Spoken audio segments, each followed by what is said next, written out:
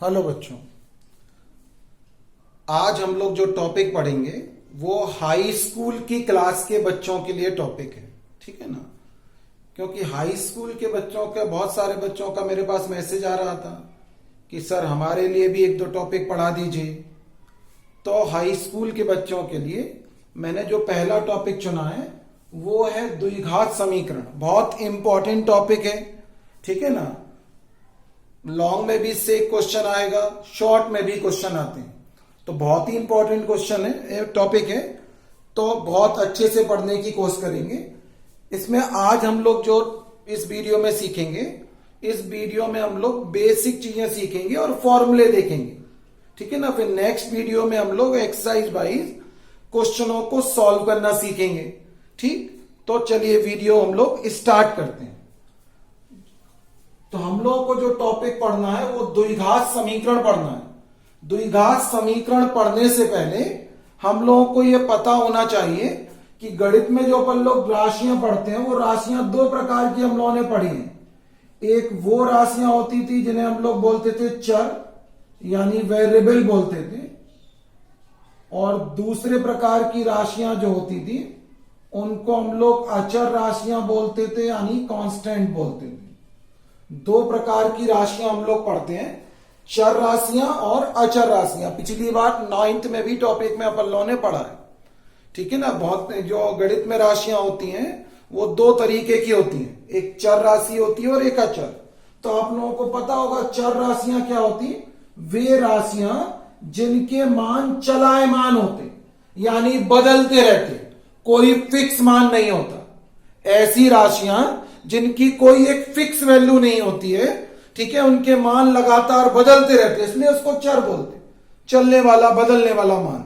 ठीक है ना? तो ऐसी राशियां जिनके मान लगातार बदलते हैं, कोई एक फिक्स मान उनका नहीं होता है, ऐसी राशियों को हम लोग चर राशियां कहते थे। और अचर राशियां क्या होती थी? वो राशियां जिनके मान निश्चित होते हैं, यानी उनका मान परिवर्तित नहीं हो सकता, ऐसी राशियों को हम लोग अचर राशियां बोलते थे। सामान्य तौर पर चर राशियां क्या होती थी? जैसे हम लोग कल बोलने लगे कि x का क्या मान होगा, तो कोई मान नहीं होता। पिछली क्लासों में अपन लोग एक चर वाले रैखिक समीकरण पढ़े थे, उसमें x का मान निकालते थे, कभी y का मान निकालते थे, तो हर बार तो एक जैसा नहीं आता था। तो x का मान निकालो तो कुछ भी आ सकता, y का मान निकालो, a का मान निकालो। तो हम लोग बोलते थे सामान्य तौर पर कि पूरी ए बी सी डी क्या होती? चर राशियां होती हैं। ए बी सी डी जो है वो पूरी कौन सी राशियां होती? चर राशियां होती थी। ठीक है ना? और अचर राशियां क्या होती है? गिनतियों में जो मान लिखे रहते हैं, 1 2 3, इन सब की वैल्यू फिक्स है। 1 का मतलब 1 होगा, 10 का मतलब 10 होगा, 100 का मतलब 100 होगा। लेकिन हम बोलने लगे कि x का मान क्या होगा, तो x का मान कोई फिक्स नहीं होता, इसलिए हम लोग उसको चर राशि बोलते थे। ठीक है ना? तो जिनके मान बदलते रहते हैं उन्हें चर राशियां बोलते हैं, और जिनके मान बदलते नहीं है उन्हें क्या बोलते हैं? अचर राशियां बोलते हैं। ठीक है ना? लेकिन एक समीकरण में चर और अचर के अर्थ बदल जाते हैं। वो पद जिसकी वैल्यू हम लोग निकालते हैं, जैसे हम लोगों ने कहा ax प्लस b, एक चर वाला रैखिक समीकरण तुमने पढ़ा था। अब ax plus b equal to 0 लिखा और हमने कहा इसमें x की वैल्यू निकालो। तब तुम कहो कि अभी तो आपने कहा था कि ए बी सी डी सब चर राशियां होती हैं, लेकिन ये समीकरण लिखा और हमने कहा x का मान ज्ञात करो। तो यहां पर जो x है केवल वही चर है, बाकी जो a और b राशियां लिखी हैं वो अचर राशियां, जिनका मान ज्ञात करना होगा वो राशि ही चर कहलाएगी, बाकी को हम लोग अचर राशि ही कहेंगे। ठीक है? और नहीं तो फिर समीकरण एक से ज्यादा पावर में लिखा हो, जैसे हम लिख देते, मान लो 3x square 5x 8p plus cube equal to 0। हम कहें कि इसमें चर और अचर राशि कौन सी है, तो चर राशि कौन सी होगी? वो राशि जो एक से ज्यादा बार यूज हो रही और उसके ऊपर अलग अलग घातें लगी हुई हैं। ऐसी राशि समीकरण में अगर हमें चेक करना है इसमें कौन चर और कौन अचर है, तो वो राशि जो एक से ज्यादा बार यूज हो रही और उसके ऊपर अलग अलग पावर लगी हुई है।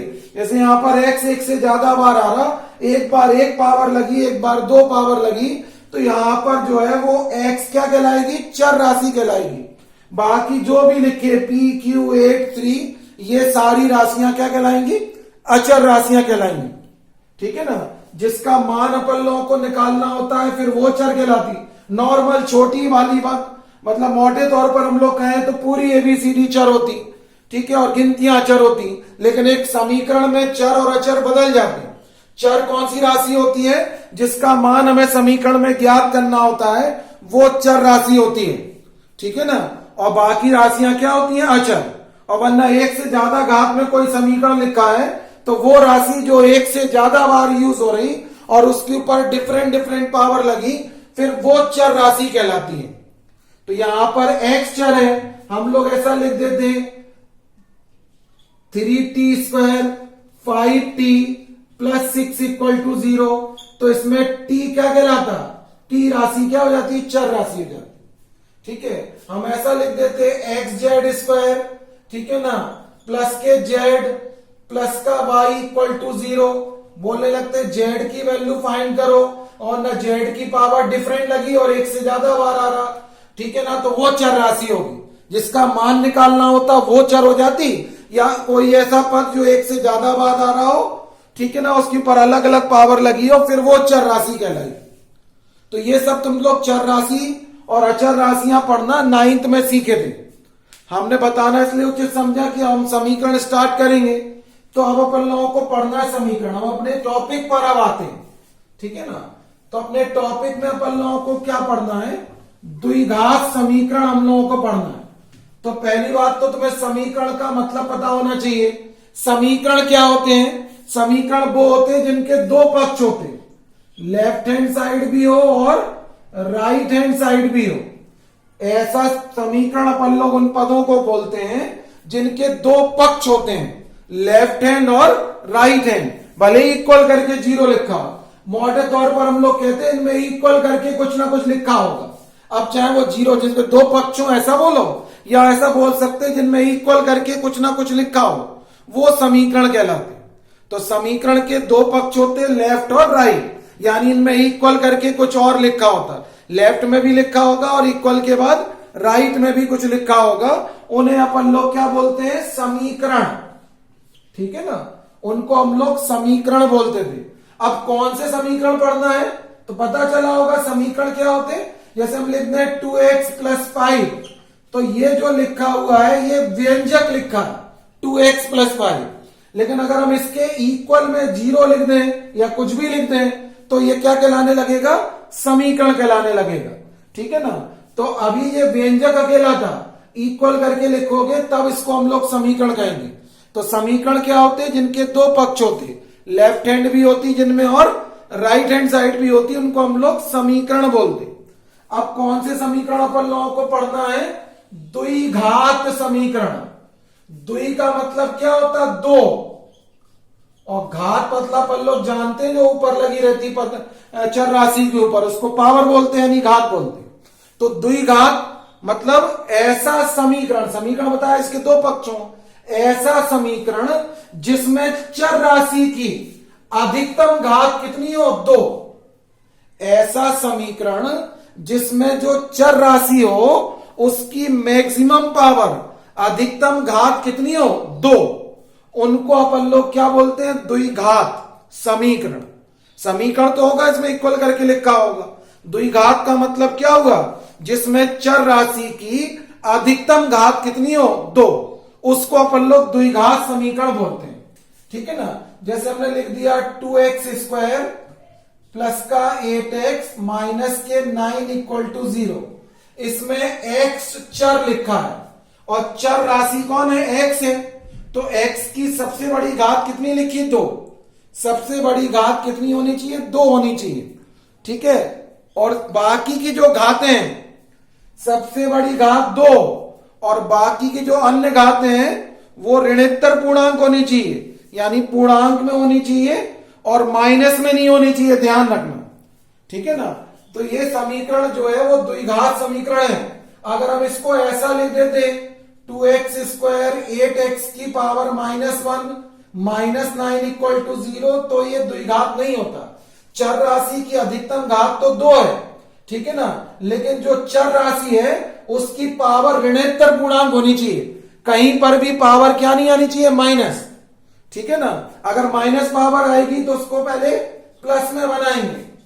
2x², 8x की पावर -1 लिखी तो इसको 1/x लिख सकते। 9th में घातांक पल्लव ने पढ़े, माइनस वाली पावर को प्लस बनाना हो तो अपॉन में ले जाओ।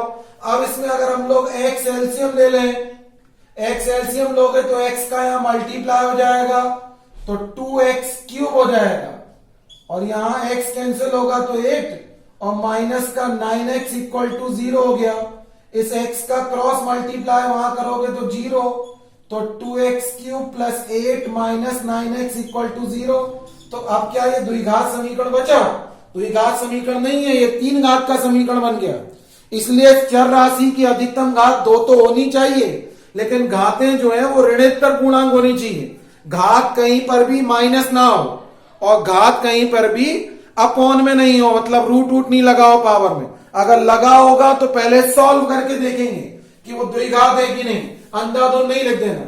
जैसे नहीं तो ये द्विघात समीकरण था, डायरेक्ट दिख रहा था, इसमें पावर माइनस लगी थी, सॉल्व करके लिखा तो ये द्विघात समीकरण नहीं था। ठीक है ना, ऐसा हम लोग लिख दें 2y³ + के 8y²। ठीक है ना, 3y³ 8y² कर लिया। ठीक है, प्लस के 19z कर लिया और प्लस का मान लो 8 कर दिया = 0। अब हम कहने लगे क्या ये द्विघात समीकरण है? तो ये द्विघात समीकरण नहीं है, क्योंकि इसमें चर राशि कौन है? चर y लिख लेना, यहां चर राशि कौन है? y है, और y की अधिकतम पावर कितनी लगी? 3। अधिकतम पावर 3 लगी तो ये द्विघात समीकरण नहीं हो सकता। द्विघात समीकरण के लिए अधिकतम पावर कितनी होनी चाहिए? 2, और घात ऋणोत्तर पूर्णांक होनी चाहिए। घात ना तो माइनस में हो, ऋणोत्तर मतलब ऋण नहीं हो। ठीक है ना, और पूर्णांक हो, पूर्णांक मतलब पावर अपॉन में ना हो। ठीक, जैसे अपने मान लो लिख दिया 2z² या 12z² 17z + 8 = 0।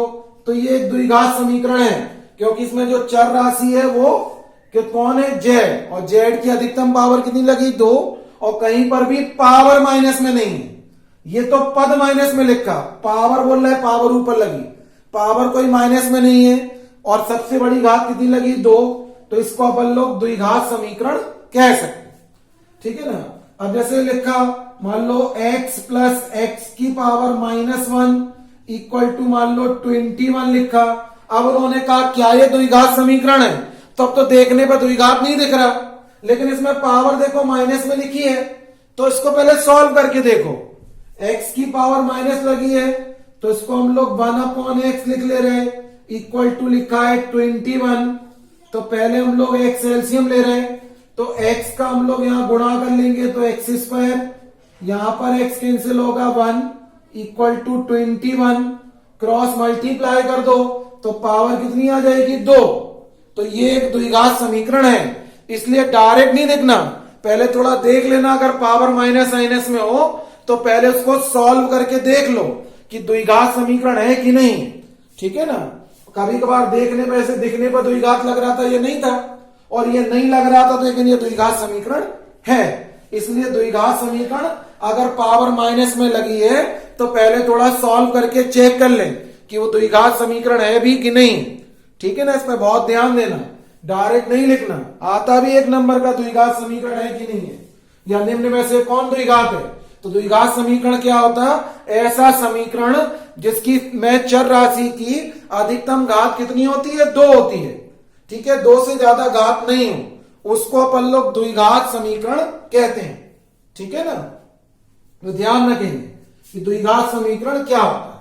ठीक है ना, जैसे ऐसा भी लिखा होता, मान लो लिखा z² प्लस का √z -8 = 0।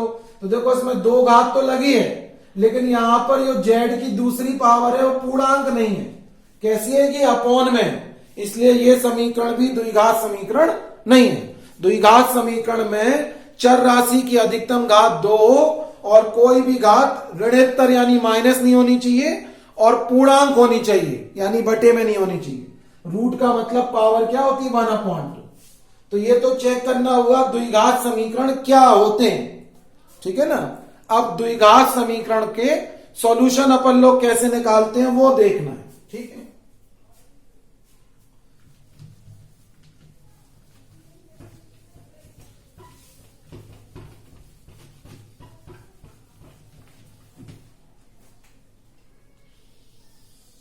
अब देखें आप लोग, द्विघात समीकरण क्या होता है? द्विघात समीकरण के दो मूल होते हैं। पहले तो ये ध्यान रखना है, द्विघात समीकरण के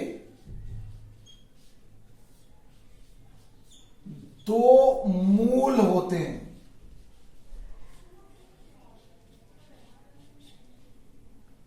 क्वाड्रेटिक इक्वेशन है टू रूट्स।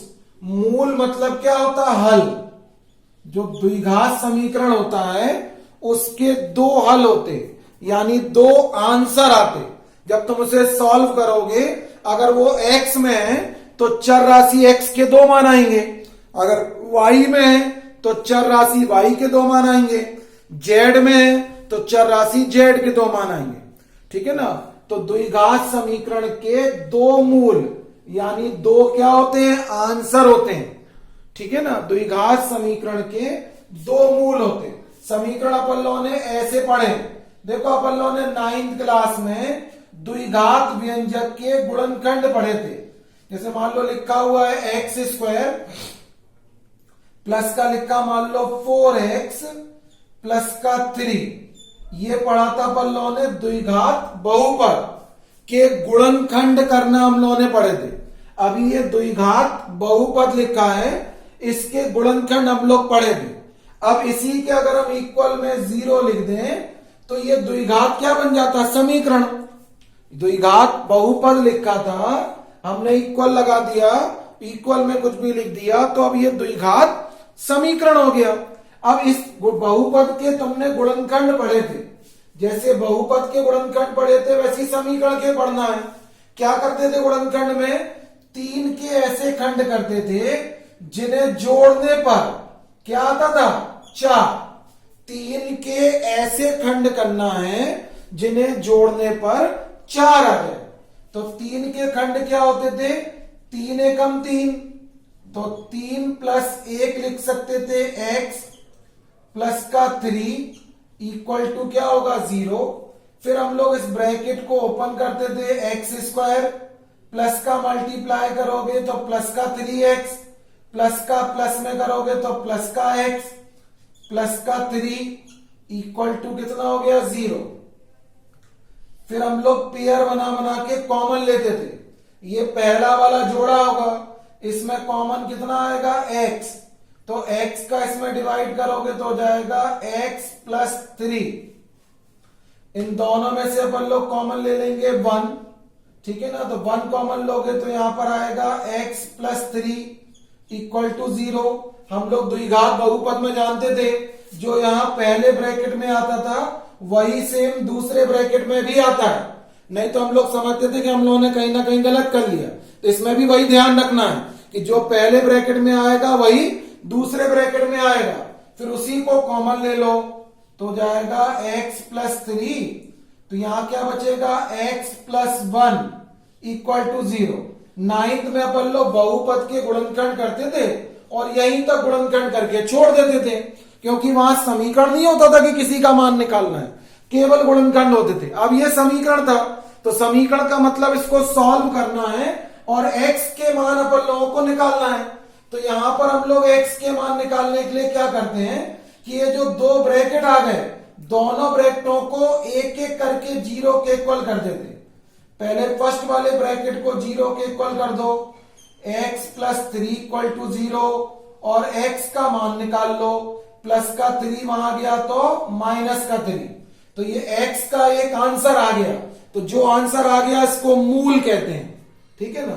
फिर दूसरे वाले ब्रैकेट को 0 करो, दूसरा वाला ब्रैकेट लिखा x प्लस 1 इक्वल टू 0, तो x इक्वल टू कितना हो जाएगा? माइनस का 1। तो ये x का दूसरा आंसर हो गया। ये जो x के आंसर होते हैं इन्हीं को हम लोग मूल कहते हैं, यानी रूट्स कहते हैं इक्वेशन के, ठीक है ना। तो ये x के मूल निकल गए, यानी समीकरण का क्या निकल गया? सॉल्यूशन। और इन्हीं को समीकरण के हम लोग मूल बोलते हैं। तो वही हमने बोला कि द्विघात समीकरण के दो मूल होते हैं, यानी दो क्या होते हैं आंसर, एक्स के कितने मान आए, दो मान आए, ठीक है ना। तो द्विघात समीकरण के दो मूल होते हैं, ठीक। अब क्या है कि यदि ये मूल जो मूल होते हैं, यदि ये मूल जो है वो अल्फा और क्या हो, बीटा, यदि ये मूल अल्फा और कैसे हो, बीटा, समीकरण के मूल, ये तो हम लोगों ने सॉल्व करा अपनी तरफ से, एक एग्जाम्पल लिया, सॉल्व कर लिया। हम लोग यहां फॉर्मूले पढ़ रहे हैं, ये तो हम बता रहे थे कि दो आंसर कैसे होते हैं, सवाल भी ऐसे ही करने हैं, इसलिए गुणनखंड तो आना ही चाहिए 9th के भाई, ठीक है ना। तो अब यदि मूल अल्फा और क्या हो, बीटा, यदि समीकरण के मूल अल्फा और क्या हो, बीटा हो, ठीक है। तो दो सूत्र तुम्हें पढ़ना है, एक फॉर्मूला पढ़ना है अपन लोगों को, मूलों का योग, मूलों का योग, सम ऑफ रूट्स बोलते, अल्फा प्लस बीटा, मूलों का योग, क्योंकि मूल अल्फा बीटा माने तो अल्फा प्लस बीटा। तो मूलों के योग का फॉर्मूला होता है माइनस के एक्स का गुणांक और नीचे होगा एक्स स्क्वायर का गुणांक, एक्स का गुणांक और अपॉन में क्या होगा, एक्स स्क्वायर का गुणांक, ठीक है। तो फॉर्मूला क्या बनेगा, अल्फा प्लस बीटा बराबर, ये फॉर्मूला होता है माइनस के एक्स का गुणांक और अपॉन एक्स स्क्वायर का गुणांक, ठीक है। अगर मान लो हम समीकरण ये मान लें, इसको द्विघात का व्यापक समीकरण भी बोलते हैं, द्विघात का व्यापक समीकरण, तो पहले यही नोट कर लेना, द्विघात का व्यापक समीकरण ये होता, व्यापक मतलब सबसे बड़ा समीकरण, कोई भी द्विघात समीकरण होगा उसमें केवल 3 ही पद हो सकते। तो पहले नंबर पर आप लोग इसी को नोट करना, दूसरे पर इसको करना। द्विघात समीकरण का जो व्यापक रूप होता है वो ये होता, व्यापक मतलब सबसे बड़ा समीकरण, सबसे बड़े समीकरण में द्विघात में केवल 3 पद हो सकते, एक स्क्वायर वाला पद आ सकता, एक पावर वाला पद आ सकता और एक क्या आ सकता, अचर पद। द्विघात समीकरण में केवल अधिकतम 3 पद हो सकते, एक स्क्वायर वाला पद हो सकता, एक एक्स की पावर 1 वाला पद हो सकता और एक अचर पद हो सकता। इसलिए इसको द्विघात का व्यापक समीकरण बोलते और मानक समीकरण भी यही, ठीक है। अगर मान लो यही समीकरण होता द्विघात का, तो इस सूत्र को हम लोग ऐसा भी लिख सकते, alpha plus beta equal to minus के एक्स का गुणांक, तो देखो एक्स का गुणांक कितना है, बी, और एक्स स्क्वायर का गुणांक कितना है, ए।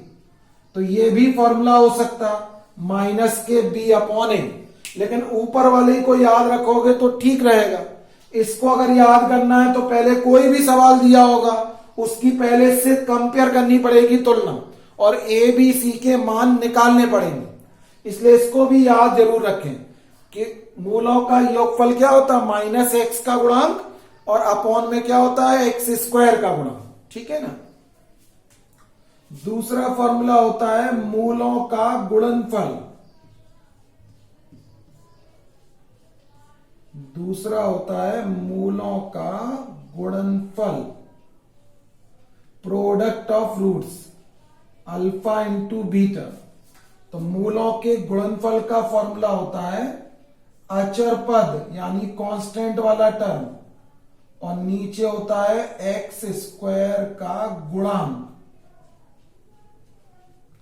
ठीक है। तो इसी को हम ऐसा भी लिख सकते हैं, अल्फा इंटू बीटा, अचर पद कितना है इसमें, सी, और एक्स स्क्वायर का गुणांक कितना था, ए। तो ये भी है मूलों के गुणनफल, और भाषा वाला जरूर याद रखो। तो मूलों के गुणनफल को अल्फा इंटू बीटा बोलते, फॉर्मूला होता है अचर पद बटे एक्स स्क्वायर का गुणांक। होता क्या है, कभी कभार वो समीकरण का हल नहीं पूछते, जैसे ये समीकरण दिया था, उन्होंने कहा इसको सॉल्व करो और मूल निकालो या हल करो केवल, तो जो हमने निकाला वो एक्स के आंसर हुए, यही मूल है। ये जो एक्स के मान आए इनमें से एक को अल्फा और एक को क्या बोल सकते, बीटा। लेकिन कभी कभार क्या होता है कि वो मूल नहीं पूछते, वो कहते हैं मूलों का योगफल बताओ। तब या तो हम ऐसा करें कि पहले पूरा सॉल्व करें, फिर ये मूल कहलाएंगे, इनको जोड़ो तो मूलों का योगफल, गुणा कर दो तो मूलों का गुणनफल हो जाएगा। ठीक है ना। अगर हम पूरा सॉल्व करना नहीं चाहते, केवल यही निकालना चाहते कि मूलों का योग क्या होगा और गुणनफल क्या होगा। देखो जैसे इस वाले सवाल में अगर हमने पूरा सॉल्व कर लिया होता, अब हम कहते मूलों का योग बताओ तो कितना आता, दोनों को जोड़ देते -4। हम कहते मूलों का गुणनफल बताओ तो दोनों का गुणा हो जाता, कितना आता 3। अब वही चीज हम इस फॉर्मूले से निकाल रहे, मूलों का योग फॉर्मूला क्या होता, -x का गुणांक। देखो ये सवाल ही है तुम्हारा, इसमें x का गुणांक कितना है 4 और x² का गुणांक कितना है 1। तो अल्फा प्लस बीटा यानी मूलों का योग कितना हुआ -4, तो -4 ही था। अब हम कहते हैं मूलों का गुणनफल बताओ, तो फॉर्मूला क्या था अचर पद। तो देखो अचर पद कितना था सवाल में 3, अचर पद मतलब जो x के संग में नहीं आ रहा, और x² का गुणांक कितना आएगा 1, तो मूलों का गुणनफल कितना आया 3। तो कभी कभार क्या होता है वो केवल इतना ही पूछते हैं मूलों का योगफल और गुणनफल बताओ, तो हमें पूरा सॉल्यूशन निकालने की जरूरत नहीं पड़ती, डायरेक्ट मूलों के योगफल और गुणनफल को निकालने का ये फॉर्मूला हमारे पास मौजूद है। ठीक है ना। और ये था पूरा मेथड कि पहले गुणनखंड करो, x के जो मान निकलेंगे उनको हम लोग क्या कहते हैं मूल। तो अभी हम लोगों ने ये पहला फॉर्मूला पढ़ा, द्विघात का व्यापक समीकरण ये होता है। फिर हम लोगों ने पढ़ा द्विघात समीकरण के कितने मूल होते हैं, 2 मूल होते हैं, यानी 2 उत्तर होते हैं। विकल्प में बहुत बार आ जाता, बताइए द्विघात समीकरण के मूल होते हैं 1 2 3 4, तो जो होते हैं 2 तो वो लगाना है। ठीक है, तो द्विघात समीकरण के 2 मूल होते हैं। फिर लिखा यदि ये मूल अल्फा और बीटा हो, अगर मूल हम लोगों को पता है कि अल्फा और बीटा है, तो ये मूलों का योग निकालने का फॉर्मूला हुआ और ये मूलों का गुणनफल निकालने का सूत्र हुआ। वो कहेंगे कि मूल निकालो तो पूरे गुणनखंड करो, ऐसे मान निकालो। वो कहे मूलों का योगफल और गुणनफल निकालो तो डायरेक्ट मूलों के योग का फॉर्मूला ये है और मूलों के गुणनफल का फॉर्मूला ये लिखा। ठीक है ना। तो 2 तरीके के सवाल हो गए, गुणनखंड करके मूल निकालना, गुणनखंड आपने 9th में सीखे थे। ठीक है ना। और ये है मूलों का योगफल निकालना और मूलों का गुणनफल निकालना। अब तीसरे तरीके का सूत्र देखो, कभी को और उल्टा सवाल दिया रहता, समीकरण के मूल दिए रहते, ठीक है ना, और वो कहते हैं समीकरण बनाओ, उल्टा काम करो, मतलब हल दिया रहेगा और वो कहेंगे समीकरण बताओ। ठीक है।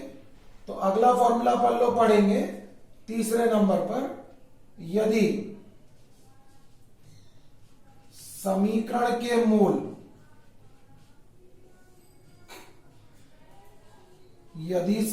के मूल अल्फा तथा बीटा, वो तो प्रदर्शित किसी से भी कर सकते, अल्फा बीटा दिए हो और समीकरण ज्ञात करना हो,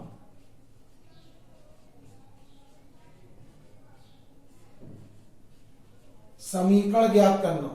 यदि समीकरण के मूल अल्फा और बीटा हम लोगों को दिए हो और वो कहे समीकरण को ज्ञात करो, यानी समीकरण को निकालो, तो मूल दिए हो और समीकरण पर लोगों को ज्ञात करना हो, तो इस फॉर्मूले को यूज करते x² माइनस मूलों का योग, जो मूल दिए होंगे उनका योगफल, इंटू x प्लस मूलों का गुणनफल।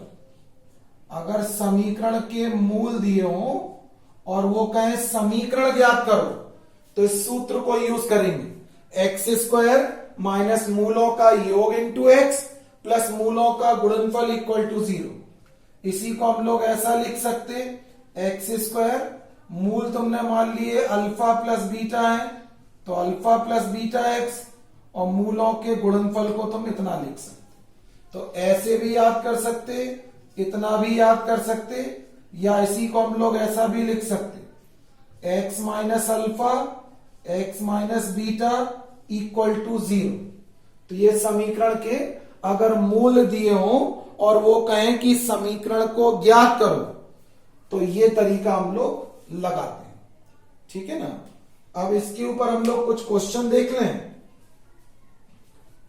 ठीक है ना। तो और उनको घर पे लगाने की सब लोग कोशिश करेंगे।